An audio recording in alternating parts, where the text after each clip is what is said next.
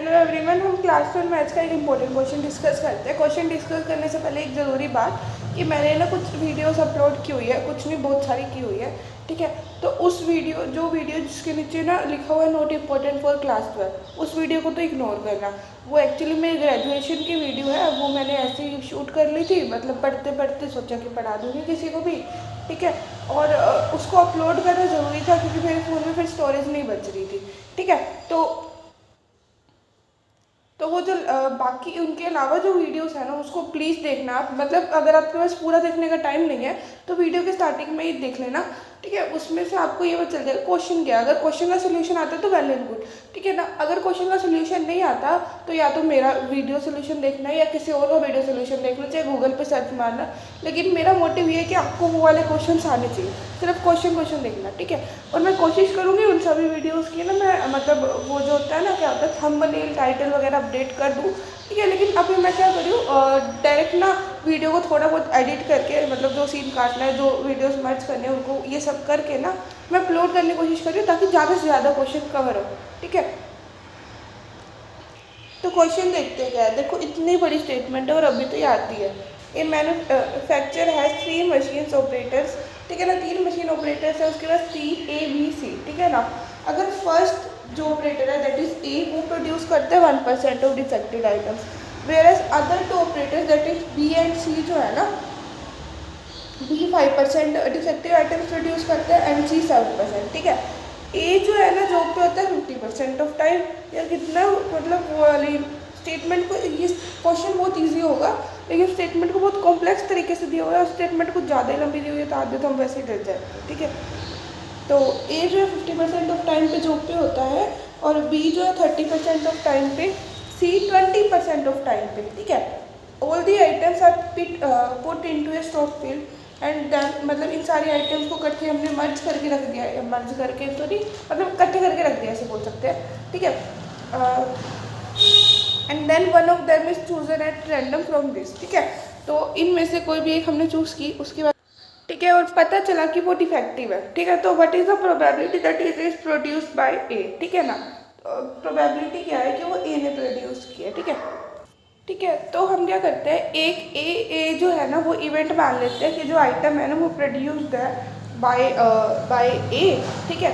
E1 E2 E3, ठीक है ना, वो हमारी इवेंट सॉरी ए जो है ना हम इवेंट मान लेते हैं कि हमारा जो प्रोडक्ट निकला है ना वो डिफेक्टिव निकला है, ठीक है। ये हमें क्वेश्चन में गिवन है कि वो डिफेक्टिव है, हमें प्रोबेबिलिटी निकालनी है कि वो ए ने प्रोड्यूस किया, ठीक है। अब डिफेक्टिव है प्रोडक्ट तो 3 ही ऑप्शन है, या तो ए प्रोड्यूस करेगा या बी प्रोड्यूस करेगा या सी प्रोड्यूस करेगा। E1 हम मान लेते हैं कि जो है ना ए ने डिफेक्टेड प्रोडक्ट प्रोड्यूस किया है, E2 बी ने किया है और E3 सी ने किया है। ये सब मैं पेज पे लिख के रखते, ठीक है। तो देख लो मैंने ये सब लिख दिया। उसके बाद अब देखो E1 क्या होगा। उसने कहा था जो क्वेश्चन में हमें गिवन है कि जो ए है ना, E1 मतलब ए ने डिफेक्टिव प्रोडक्ट प्रोड्यूस किया है, वो क्या होगा, ठीक है। तो देखो उसने कहा था कि ए जो है ना 50% ऑफ टाइम पे काम पे होता है, यानी कि PE1 will be equal to क्या 50/100 दैट इज 1/2 हो जाएगा, ठीक है। Similarly PE2 that will be, ये कब तक काम पे होता है, ये 30% ऑफ टाइम पे होता है, तो 30/100 दैट इज 3/10 हो जाएगा, ठीक है। और 20% E3 होता है, तो ये 50 + 30 + 20 हो गया ना, ठीक है। तो 20/100 दैट इज ये आ जाएगा 1/5, ठीक है। अब ए ने प्रोडक्ट प्रोड्यूस A/E1, PA/E2, ठीक है, और PA/E3, 3 चीज़ें हमें निकालनी है, ठीक है। तो देखो ए ने डिफेक्टिव प्रोडक्ट प्रोड्यूस किया, इसके चांस है 1%। देखो इस तरह से ना अगर प्रोडक्ट तुम्हारा डिफेक्टिव निकल चुका है, ठीक है, सॉरी प्रोडक्ट हमने इस तरह से लेके चल रहे हैं कि प्रोडक्ट जो है ना E1 ने प्रोड्यूस कर दिया। अब हमें ये बताना है कि ए ने वो किया या नहीं, मतलब PA/E1 जो कंडीशनल प्रोबेबिलिटी हमारी होती थी वही, ठीक है ना। तो ये 1/100 है, ठीक है। बी शायद इससे 5 और 7 होंगे, है ना, 5 और 7, ठीक है। तो ये 5/100 हो जाएगा।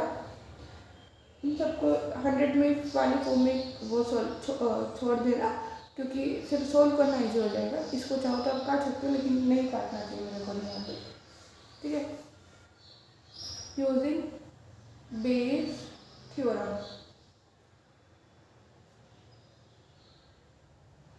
ठीक है। क्या होगा, P even A even by A is equal to क्या, पी इवन, ठीक है। अब हमने क्या किया, मतलब ए ने प्रोडक्ट प्रोड्यूस किया, अब हमें इसकी प्रोबेबिलिटी इनटू में कि वो प्रोडक्ट डिफेक्टिव है, पी ए बाई इवन, ठीक है। डिवाइडेड बाई में टोटल प्रोबेबिलिटी जितनी भी है, यानी कि पी इवन इनटू में पी ए बाई इवन, ठीक है। पी ई टू इंटू में P A by E to,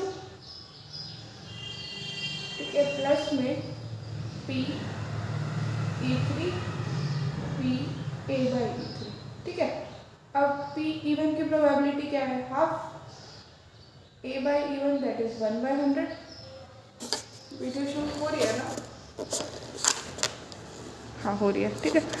similarly P even की प्रोबेबिलिटी 1/2, ए बाई इवन 1/100, ठीक है। इन सब की वैल्यू से हमें पता है, ई टू की probability 3/10, A by E two 5/100, ठीक है।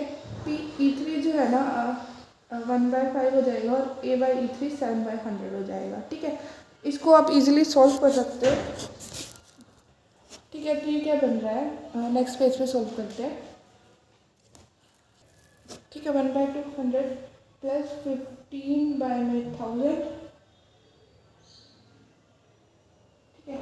और या फिर 15 नहीं, इसको 5 को ना 1/20 लिख देते हैं, फिर उससे हमारा बेस जो है ना वो 200 ही बन जाएगा, ठीक है। तो यानी कि दिस विल बी 5/200 ना, यानी कि 3/200,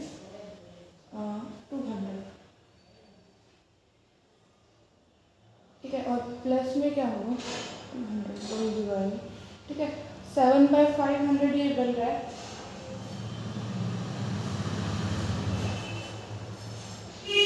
ठीक है। और ये क्या होगा, 1/200, ठीक है। यानी कि 200 को ये हम 100 ऊपर और नीचे से काट सकते हैं, तो दिस विल बी 1/2, वो आपकी मर्जी है, जिस तरह से आप कैलकुलेशन करना चाहो, 3/2, 7/5, ठीक है ना। तो ये 1/2 हो जाएगा, इधर से एलसीएम 10 हो जाएगा, ठीक है ना। उल्टा ही कर देते हैं, या फिर एक बार नीचे ही कर देते हैं, कंफ्यूज हो रहे हैं।